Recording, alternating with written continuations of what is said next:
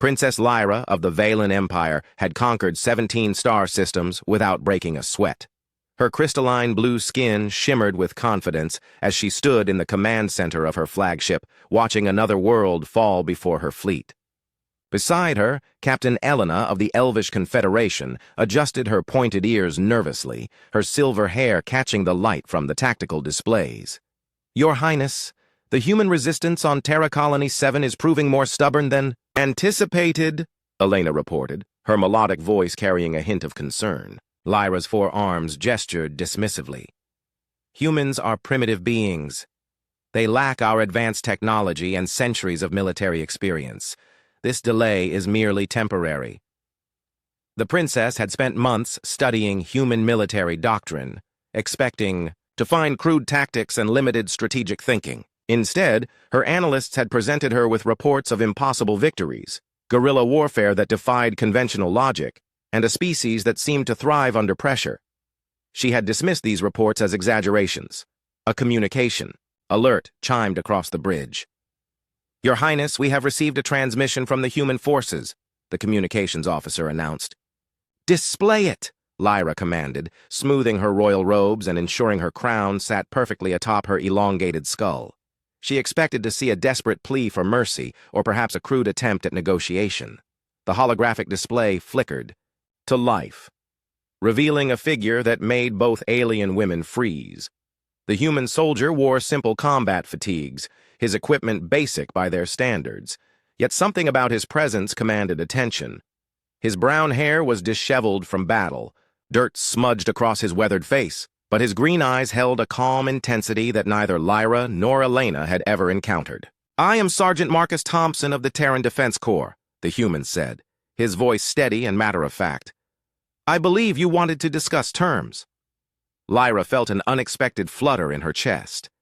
She had faced down the most feared warriors of a dozen species, but this unremarkable human soldier seemed to look right through her royal facade. She straightened her shoulders, drawing upon her imperial training. "I am Princess Lyra, heir to the Valen throne and commander of this fleet.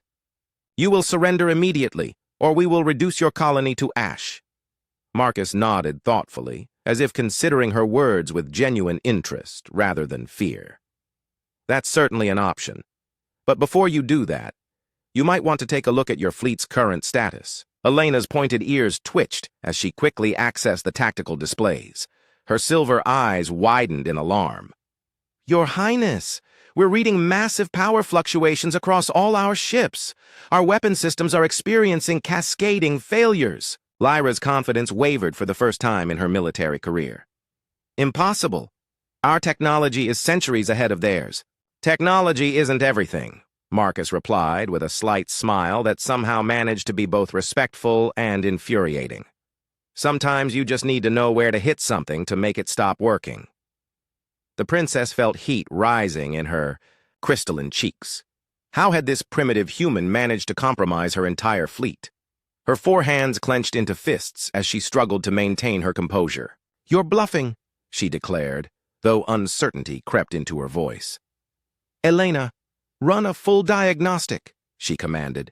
The elf captain's fingers danced across her console, her expression growing more troubled by the second. "Your Highness, it appears they've somehow introduced a cascading virus into our networks. Our ships are still operational, but weapons and shields are offline fleet-wide."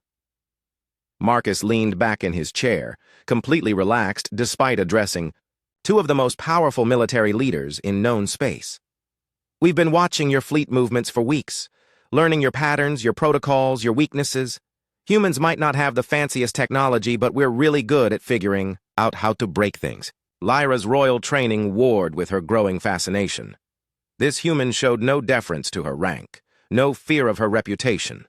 He spoke to her as an equal, something no one had dared to do since her childhood. "What do you want?" she asked, her voice betraying a slight tremor. "Safe passage for our colonists, and a guarantee that you'll leave human space alone," Marcus replied simply. "In exchange, we'll fix your ships and send you on your way."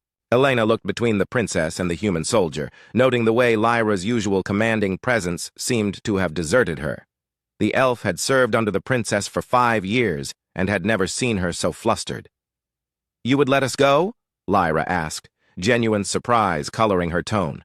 "Fighting isn't our first choice," Marcus explained. "We're farmers, engineers, teachers. We fight when we have to, but we'd rather build something useful."